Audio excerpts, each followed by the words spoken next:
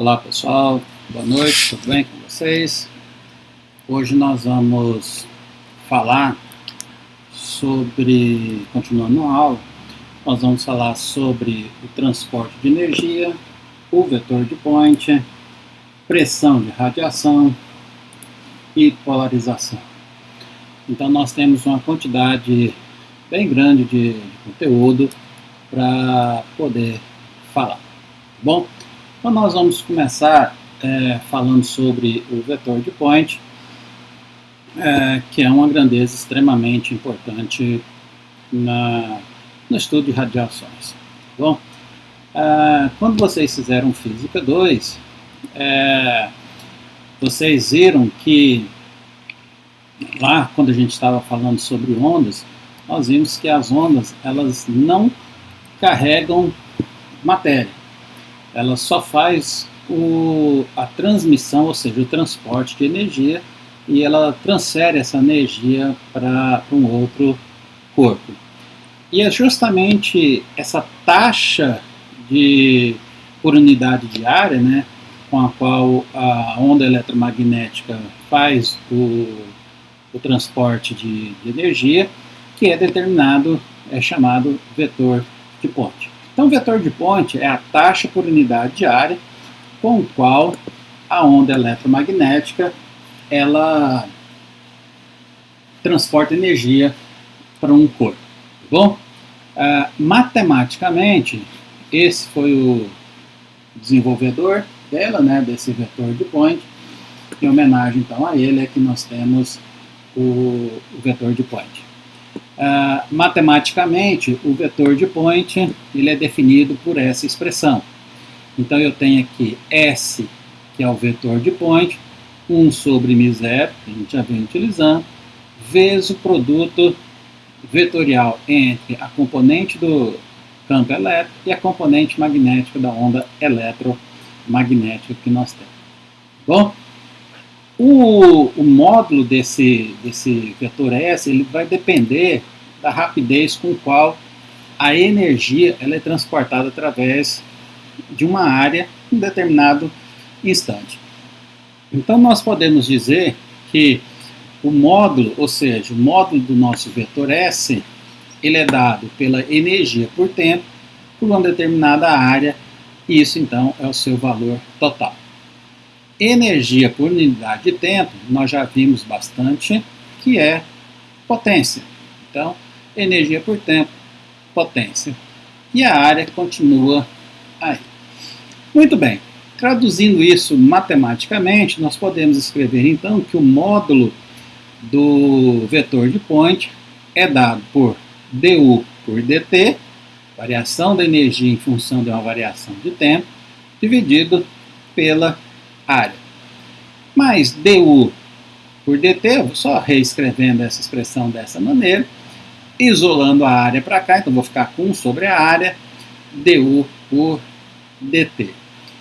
du por dt, ou seja, a variação da energia em função do tempo, é a nossa potência. Então eu posso escrever que o módulo do vetor de Point, tá, ele é dado por S igual a P sobre A, que é um resultado interessante. Então, sabendo qual é o valor da potência da nossa fonte eletromagnética, o gerador da nossa fonte eletromagnética, e sabendo a área que ele vai emitir, nós podemos descobrir qual é o vetor de Point. Bom? No sistema internacional, nós temos que o vetor de Point, então, é dado por watts por metro quadrado. Muito bem. Esse vetor, como o vetor de Point, obviamente, como ele sendo uma grandeza vetorial, ela precisa saber qual é a direção desse vetor de Point. Então, a direção desse vetor de Point, ele indica qual é a direção de propagação da onda e também a direção de transporte dessa energia. Como os campos elétricos e também magnéticos são perpendiculares em uma onda eletromagnética, o módulo do vetor de point pode ser dado pela seguinte expressão. Então, primeiro eu vou reescrever a expressão do nosso campo, do nosso vetor de point, tá bom? Aqui eu tenho um produto vetorial, então eu faço o módulo do primeiro vetor vezes o módulo do segundo vetor vezes o seno do ângulo, chamar de θ, do ângulo θ entre eles. Tá bom? Então eu posso escrever que o meu resultado, então, ou seja, o módulo vai ficar em termos dessa expressão. Muito bem. Agora, esse ângulo θ, ele é sempre 90 graus, porque a componente do campo elétrico e a componente do campo magnético, elas são sempre perpendiculares, então o ângulo é de 90 graus. Seno de 90 graus é sempre 1, então finalmente eu posso escrever que o meu vetor de point, ou módulo do vetor de point, pode ser dado também por 1 sobre μ0 e vezes B. Ok? Muito bem. Existe uma relação fixa entre o campo elétrico e o campo magnético. E nós podemos trabalhar apenas com um desses. Por que a gente pode trabalhar apenas com um deles? Porque a questão é o seguinte, normalmente os detectores de radiação eletromagnética, eles são calibrados para fazer a detecção da componente E. Porque o valor dessa componente E, os equipamentos são mais sensíveis a essa componente E. Bom, então por isso que nós vamos escrever, né, uma relação para o vetor de point com base no E. É claro que a gente pode depois encontrar uma para o campo magnético também. Então, na aula passada, nós fizemos a demonstração dessa expressão. Tá? Então, a velocidade da luz é igual ao módulo do campo elétrico dividido pelo módulo do campo magnético que eu tenho. Vou isolar o B aí. Então, eu fico com E igual a B, né, igual a E sobre C. E isso vai me resultar, então, né, substituindo nessa expressão, que é o que a gente escreveu na aula no slide passado, né, se a gente pegar aqui, vou substituir esse B aqui, no lugar do campo magnético, então nós vamos ficar com esse resultado daqui. Observe que eu tenho E vezes E, que vai me dar um E quadrado, então finalmente eu chego na expressão, o módulo do vetor de point, como sendo isso aqui é só uma constante, né? Um resultado que depende apenas do quadrado do campo, da componente do campo elétrico. Bom? É claro que a gente poderia obter uma expressão para o transporte de energia em função, tá, do tempo. Uma vez que o campo elétrico ele depende da posição e do nosso tempo. Então, é mais prático a gente encontrar, então, a energia média. Em vez da gente trabalhar com a energia total ou a energia instantânea, nós vamos trabalhar, então, com a energia média. Ou seja, a média de S ao longo do tempo. Essa média de S eu vou chamar, então, de vetor de point médio. Então, o que vai acontecer? O que é esse valor médio do vetor de point? Tá? Ele é conhecido, então, como a intensidade da onda. Então, a intensidade da onda é o valor médio do nosso vetor de point. Lembrando que o vetor de point ele me dá o transporte de energia por unidade de área por tempo. Então, ou unidade de energia por tempo por unidade de área. Então essa é a conhecida intensidade da onda. Então eu defino a minha intensidade da onda como sendo o valor médio do meu vetor de point, que é a nossa energia por tempo dividido pela nossa área. Só que o valor médio também, né? Eu estou agora pegando o valor médio. Então, nós já vimos que energia por tempo é potência, então fica potência por área, e aí eu vou pegar a expressão que eu tenho, tá? E vou substituir aqui, ó. Então, no lugar de que eu tenho, então, eu vou escrever que a minha intensidade é I sobre C sobre μ0 vezes o E, que é o nosso valor médio que nós temos ali. Tá bom? Muito bem.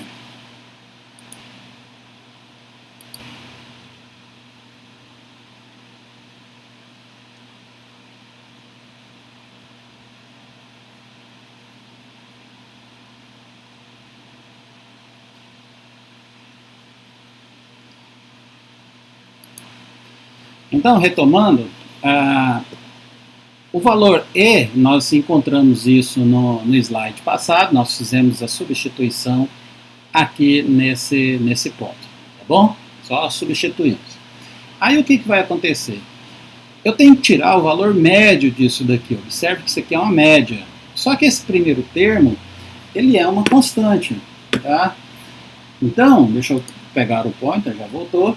Esse primeiro termo aqui é um valor constante, então o valor médio dele durante o tempo, eu posso tirar ele aqui do parênteses, vai ficar somente esse termo aqui, o valor médio dele. Então, isolei ele separadamente aqui. Aí o que eu vou fazer? Vamos ver se eu consigo aqui escrever, né? Porque eu não coloquei aqui. Nós sabemos que... Oh, perdão, já voltou, né? Não era para ter voltado, mas tudo bem. Vamos pegar a caneta. Nós sabemos que o E, né, que é uma dependência de x e de t, ele é dado por um valor médio, não é o valor médio, é o valor máximo dele, a amplitude dele, vezes seno, eu abro um parênteses, kx menos ômega t. Bom? Então, Ctrl laser. Então eu tenho que substituir esse termo daqui, aqui, ó. Então eu vou ficar com e quadrado seno ao quadrado de t, tá? Pegando o valor médio dele. Então eu vou fazer assim, ó, Ctrl P, vou elevar isso aqui, comando P, eu vou levar o lado de cá ao quadrado, então isso daqui também vai ficar ao quadrado, e vai aparecer aqui um quadrado seno ao quadrado de θ. Então, ó, tá lá. O valor da intensidade, ou o valor médio do vetor de ponte, é dado por essa expressão que nós temos aqui. De novo, gente, esse termo aqui é um valor constante. Eu posso tirar ele aqui da minha igualdade. Só que agora eu vou ficar, então, com a média desse termo daqui. Então, eu tenho que tirar a média desse valor do seno em um ciclo completo. Então eu fiz aqui, eu peguei, pronto, não resolvi, né? Tá aqui, ó. Então o que eu tenho que fazer? 1 sobre 2π, a integral de 0 até 2π de seno de θ, seno ao quadrado de x dx. Então todo esse termo aqui eu vou substituir por isso daqui, tá? Uma substituição trigonométrica, e aí depois eu faço integral aplicando os limites. Ou seja, o valor médio, tá, do seno ao quadrado de x é simplesmente 1 sobre 2. Então eu vou substituir no lugar disso daqui, 1 dividido por 2. Bom? Quando eu substituir, então, nisso daqui 1 por 2, eu vou ficar, então, com 1 sobre 2, que multiplica 1 sobre c sobre μ0 vezes em ao quadrado. Bom? Só que antes disso, nós vamos definir, então, uma grandeza que nós vamos chamar de valor médio quadrático.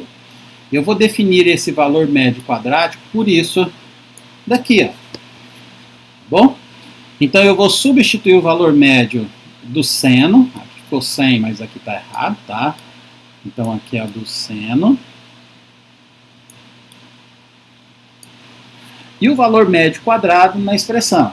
Então eu vou substituir aqui, ó.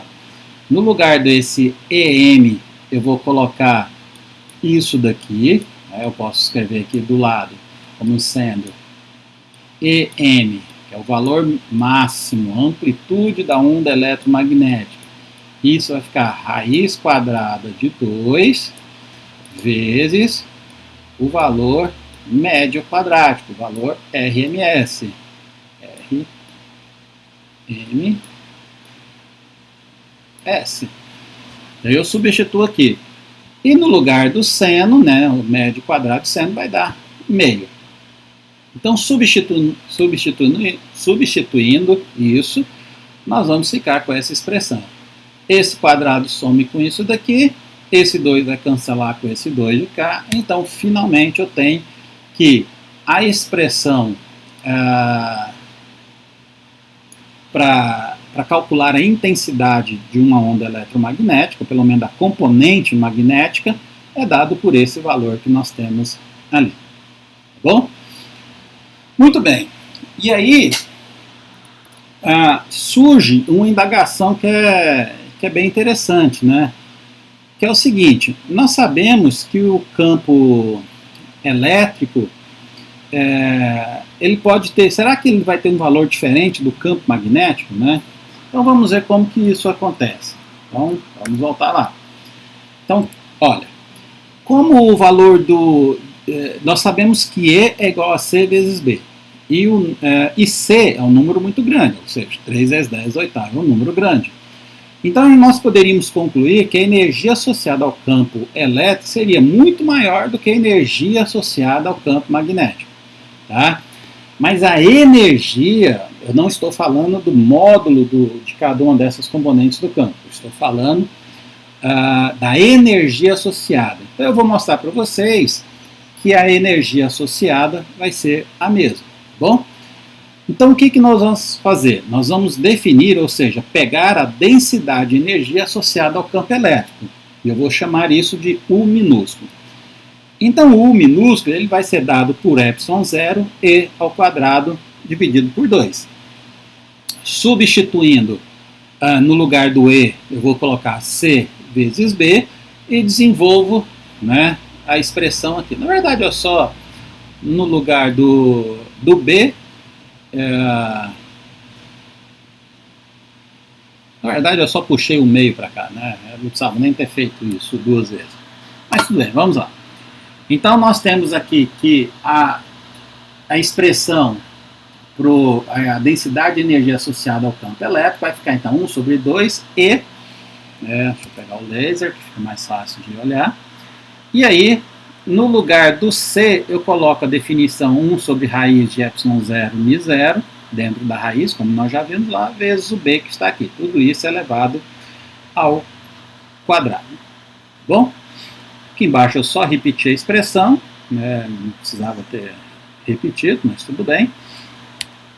E aí, então, agora eu vou elevar cada um desses termos ao quadrado. Então, a raiz some, aqui fica o termo ao quadrado.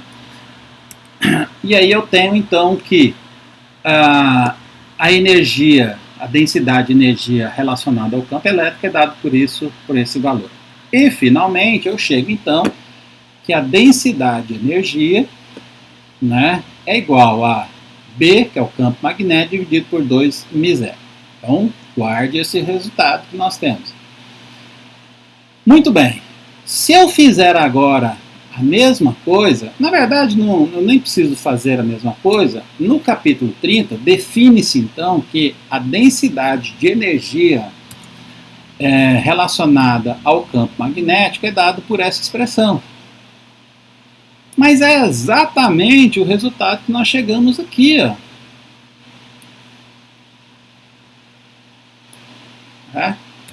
Então, se alguém tiver alguma dúvida, né, basta ir lá no capítulo 30 e dar uma olhada na definição da densidade de energia associada ao campo magnético. Então, se você perceber, são exatamente iguais. Então, se a densidade de energia é igual tanto para o campo magnético quanto para o campo elétrico, nós temos, então, que a energia de cada um desses campos também vai ser a mesma. ok? Muito bem, nós vimos então que a nossa onda eletromagnética ela tem uma dependência com a distância, porque o vetor de point depende da variação da unidade de energia em função da área. Então vamos ver como que isso acontece. Então nós temos aqui que suponha que a energia de uma onda é conservada. Nós primeiro, antes disso, né, melhor ir devagarzinho. Eu vou pegar aqui uma fonte pontiforme. Então essa fonte ela é muito pequena em relação a essas distâncias e ela é isotrópica, ou seja, ela emite em todas as direções. Aqui nessa figura de baixo dá para ver como ela emite em 3 dimensões. Aqui está no plano e aqui em 3 dimensões. Então o que vai acontecer? Suponha que a energia da onda é conservada enquanto a onda se afasta da fonte e atravesse uma superfície esférica com centro exatamente na fonte. Então, ó, imagine essa superfície esférica, tirei uma fotografia nela, então ela está passando exatamente nessa superfície esférica aqui. Então nós vimos que a intensidade da onda é dada pela potência da onda, do gerador da onda, dividido pela área. Então, potência da onda dividido por 4πr², tá bom? Então, a intensidade ela diminui com a distância ao quadrado. Vamos fazer um exemplo aqui bem rapidinho, tá? Só para a gente aplicar isso. Então, quando olhamos para uma estrela polar, recebemos a luz de uma estrela que está a 431 anos-luz da Terra e emite energia a uma taxa de 2,21 vezes 2,2 vezes 10 a terceira, perdão, faltou um x ali, vezes maior do que o Sol. A potência do Sol é dada por 2,2 vezes 10 a 26. Tá? Desprezando a absorção da luz pela atmosfera Terra, determina os valores do campo elétrico e do campo magnético da luz que chega até nós. Então, eu preciso do μ0 e também do C, para a gente fazer essas contas. Então, o que eu vou fazer? A intensidade de uma onda a uma distância, ela vai ser dada por essa expressão. Então, I é igual a P sobre 4πε0 e é dado também por isso daqui. Então, o que eu vou fazer?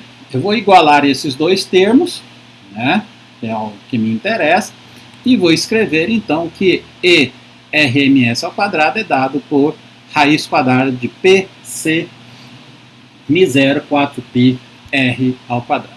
Substituindo os valores, então ficou 2,2 vezes 10 a terceira, que é a vezes, o P do Sol é 3,9 vezes 10 a 36, aqui está com um errozinho, tá? Aí depois eu tenho a velocidade da luz e o valor da constante magnética, permissividade magnética do vácuo. 4π, 431, essa é a distância que que a luz percorre em um ano. Tá bom? Então, um ano-luz, 431 anos-luz. Fazendo essa continha, nós vamos chegar nesse resultado para o campo, o valor médio do campo elétrico, da componente do campo elétrico. O campo magnético, basta eu pegar a definição da velocidade da luz, isolar o campo magnético, substituir os valores que nós temos e aí encontramos o valor do nosso campo magnético. Bom?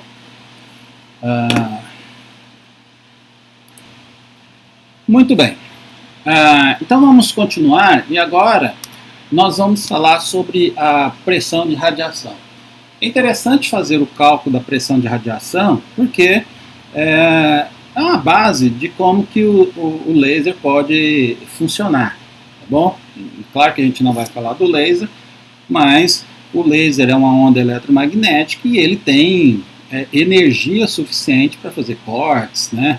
Para fazer, há um tempo remoto atrás, os Estados Unidos faziam uma barreira contra mísseis russos utilizando laser. Tá bom? A gente utiliza laser para fazer cortes de marcenaria com precisão. Hoje os laboratórios makers estão dispostos a utilizar, né, tem à disposição cortadoras utilizando laser. Utilizamos laser na transmissão de sons também, de energia. Utilizamos o laser na medicina, então é bastante importante o uso dos lasers. Então, o que nós vamos fazer? Tá? Nós vamos falar da pressão de radiação. A pressão de radiação é um resultado extremamente interessante e é o seguinte: nós podemos exercer uma pressão sobre um objeto simplesmente iluminando esse corpo. Então, imagine a seguinte situação: eu tenho um objeto, né, sei lá, eu tenho aqui esse pincel, e aí eu jogo uma luz sobre ele. Tá? Essa luz, ela vai fazer uma certa pressão sobre esse objeto. Então, nós precisamos calcular essa pressão. E essa pressão, então, é chamada pressão de radiação. Essa pressão, ela é devido, então, né, porque o que acontece? Além da energia, as ondas eletromagnéticas possuem momento linear. Então você consegue movimentar um objeto, transferindo esse momento linear para o objeto, e aí ele se movimentar, se for o caso. Então, se iluminarmos o objeto com uma radiação eletromagnética durante um intervalo de tempo determinado, ΔT, e toda a radiação seja absorvida pelo corpo. Então, nós estamos imaginando isso, tá? Que nós vamos jogar uma onda eletromagnética no objeto durante um certo tempo, e durante esse certo tempo, toda essa radiação vai ser absorvida. Não vai ser refletida, não. Então, essa é a absorção máxima que nós vamos ter. Então, isso significa que durante esse intervalo de tempo dt, eu tenho o corpo recebe uma certa energia, ou seja, um ΔU. Então, um ΔT fica iluminado, então eu estou recebendo uma certa variação de energia que vem da radiação eletromagnética. Olha, então, se eu tenho uma variação de U, eu vou ter uma variação do momento linear. E essa variação do momento linear, ela é dada por essa expressão aqui. Então, ΔP, tá, é igual a ΔU sobre C. Obviamente, esse C é o da velocidade e a onda eletromagnética no vácuo viaja com velocidade C. Então, isso serve para nossa absorção. Então, esse é o valor, vamos chamar, quando ele absorve toda a radiação. Tá? Ele não reflete nada. Agora, imagine que a gente tenha a seguinte situação. Em vez de ele absorver essa radiação, ele vai refletir. Então, toda a onda eletromagnética bate nesse objeto e esse objeto reflete essa onda eletromagnética. Além disso, nós estamos imaginando que essa radiação ela atinge o objeto perpendicularmente, ou seja, formando um ângulo de 90 graus com a superfície do objeto. Nessa situação, a variação do momento linear é dada por 2ΔU por C, que é a incidência perpendicular e a reflexão total. Ou seja, agora, se eu mudar esse ângulo, ou se parte for absorvida e parte for refletida, então esses são os meus limites. Então, ΔP vai variar de ΔU sobre C até 2ΔU sobre C. Tá bom? Muito bem. A segunda lei de Newton, lá da Física 1, né, ela pode ser definida como sendo a variação da quantidade de movimento pelo tempo. Então, ΔP sobre ΔT. Então, agora, nós queremos determinar uma expressão para essa força em função da intensidade da radiação. Porque se eu souber qual é a intensidade do meu laser, da minha fonte luminosa, eu vou poder calcular, então, qual é o valor dessa força que eu vou exercer sobre o objeto. Sabendo qual é o valor dessa força, nós podemos calcular, por exemplo, quanto que ele vai deslocar, se ele pode ser cortado ou não. Tá bom? Muito bem. Então, o que vai acontecer? Eu vou escrever, então, nós sabemos que a intensidade da nossa fonte é dado por isso daí, ou seja, é o valor do vetor de point médio, que é a energia por tempo dividido pela área. E isso tem que ser igual a potência dividido pela área também. Então eu vou escrever isso daqui. Ó. Então, ΔU sobre ΔT sobre a área, ΔU A dividido por ΔT, ou seja, o ΔU é dado por I vezes A vezes ΔT. Muito bem. Nós sabemos que o ΔP ele é dado por ΔU sobre C. Então eu vou substituir no lugar ΔU esse termo. ΔU vai vir aqui. Então eu vou ficar com o seguinte resultado. ΔP é igual a IA ΔT sobre C. Bom, vou pegar esse ΔP e vou jogar lá na segunda lei de Newton, né, que é ΔP sobre ΔT. Então eu fico com isso aqui. Ó. Então, ó, I dividido IA ΔT por C ΔT, reescrevendo, ΔT cancela, né? Ctrl P, só para eu pegar aqui a canetinha. Então esse termo cancela com esse termo de cá. Eu fico agora com uma expressão que é IA sobre C. Ou seja, eu tenho agora uma relação direta, vamos até escrever aqui, ó. A força é igual a I, que é a intensidade da radiação eletromagnética, que multiplica A sobre C. Bom, isso quando acontece a total absorção do nosso feixe, da nossa radiação eletromagnética. Então observe que se você tiver então uma área muito pequena, eu vou ter uma força pequena, tá? Mantendo uma determinada força, né, multiplica aqui por C, e a área é pequena, a intensidade é alta. É aí que entra o laser. Então, laser, você tem uma área muito pequena, significa que você vai precisar de uma intensidade do laser muito alta. Então, você diminui a área, né, então os raios são bem colimados, bem centralizados, num pedacinho muito pequeno do nosso sistema. Bom, aí a gente faz a mesma coisa para a onda incidindo perpendicular e a reflexão total. Então o resultado, a única diferença é o 2 que aparece aqui. Bom?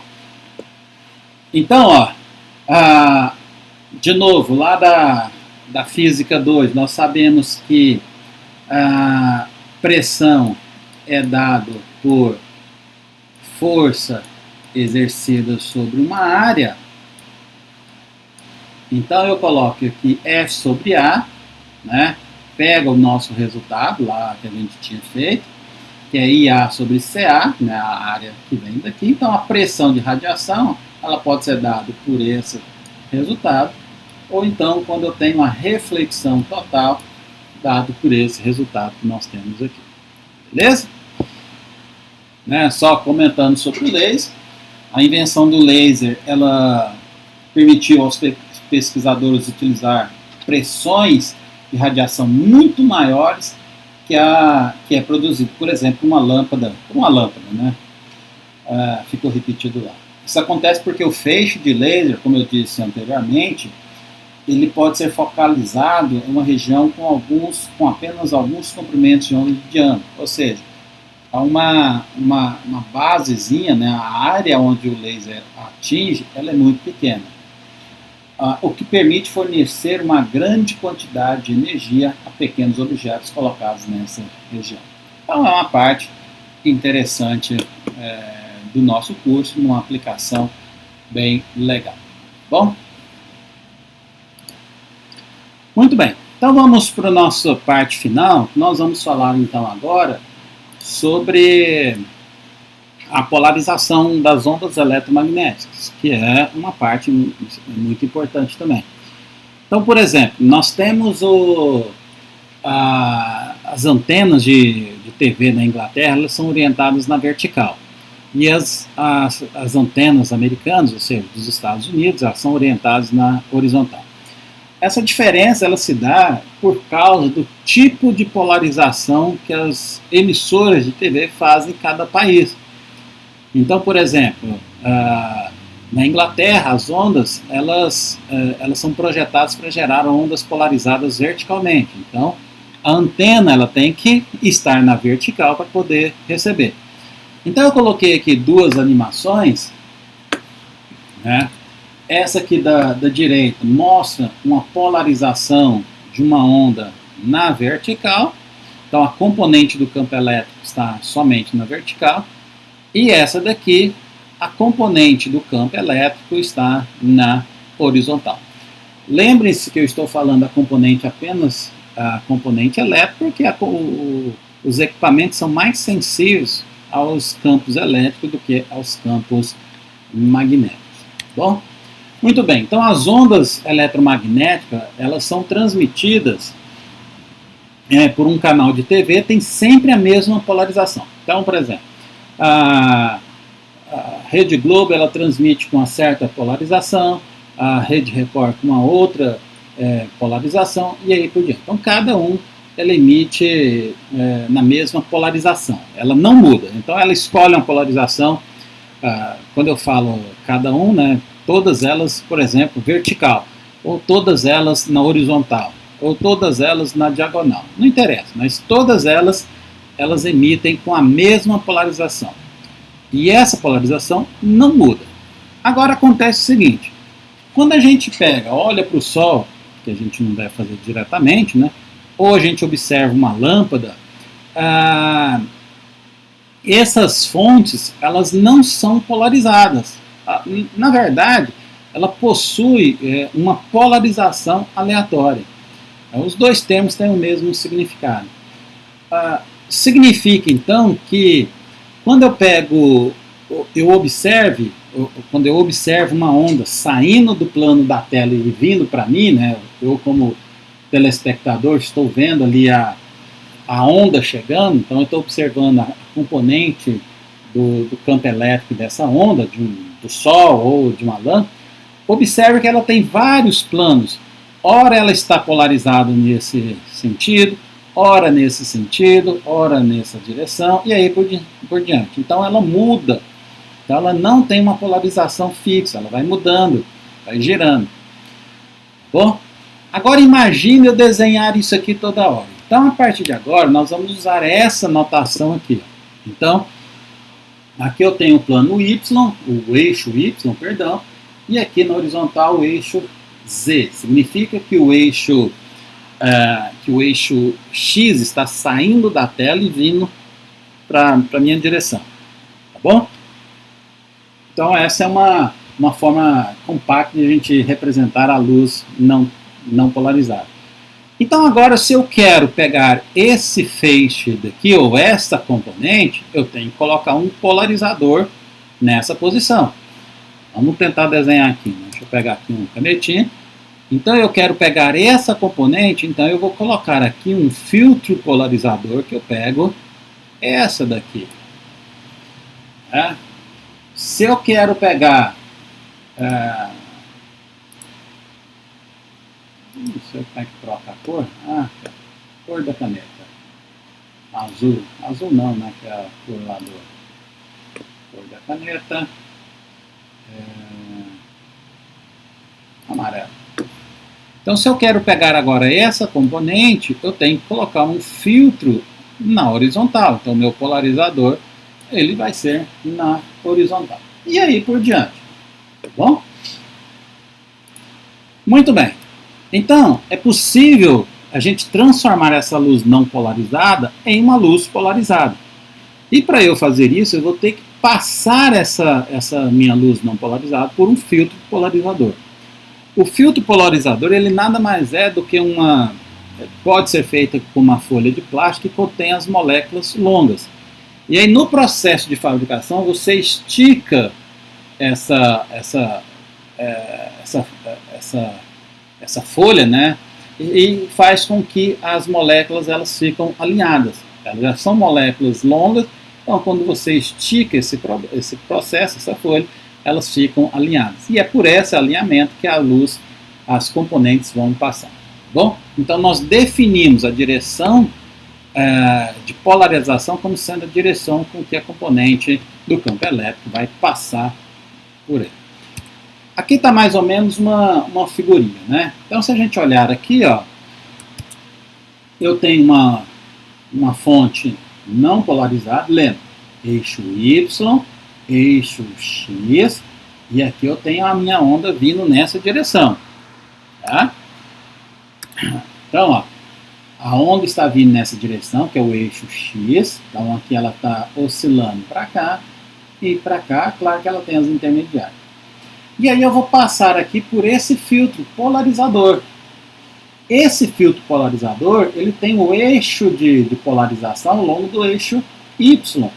Então ele só vai deixar passar essas componentes aqui, ó. As outras componentes ele vai bloquear. Então passou apenas essa componente. Mas quando chegou aqui, a direção de propagação agora não faz mais, não está mais paralela com a nossa onda. Então ela vai bloquear a passagem dela. Bom, é claro que dependendo do ângulo que você tem, parte dessa luz consegue passar. Ele não bloqueia a luz como um todo. Bom, essa figura aqui então, tá? Nós temos aqui as ondas oscilando em todos os pontos. Quando chegar aqui, ela vai deixar passar apenas uma, que é um filtro polarizador. Ele deixa apenas passar um. Bem que essa figura que eu peguei da internet está meio estranha, né? Ela deveria ser, deixar pegar só a componente horizontal, porque as linhas são não horizontais. Mas tudo bem. Então aqui vai passar o nossa figura, né? Nosso campo. Então, como eu disse para vocês, existe uma certa quantidade de luz que vai passar para cá. Dependendo do ângulo que a gente pega aqui, ele bloqueia ou não. Muito bem. Então, nós vamos ver como calcular a intensidade da luz polarizada transmitida. Então, nós vamos considerar agora a intensidade da luz transmitida por um filtro polarizador. Essa quantidade ou essa intensidade de luz a gente vai chamar de I. E a intensidade da luz da fonte, que é a original, antes de passar pelo polarizador, a gente chama de I0. Bom? Então, quando a componente Z é absorvida, né, metade da intensidade zero, por exemplo, eu coloquei um filtro que bloqueia a componente Z, então metade dela vai deixar passar, que é de zero que vai passar. Então essa é chamada regra da metade, que só é válida se a luz incide no filtro polarizador, ela é não polarizada. Então vamos voltar naquela figura que eu estava colocando aqui. Então tá. Ó, vamos imaginar que esse daqui seja o meu eixo Z. Então meu filtro está colocado ao longo paralelo ao eixo Z. Essa onda daqui, né, para aumentar a figura, essa onda aqui, ela é uma onda não polarizada.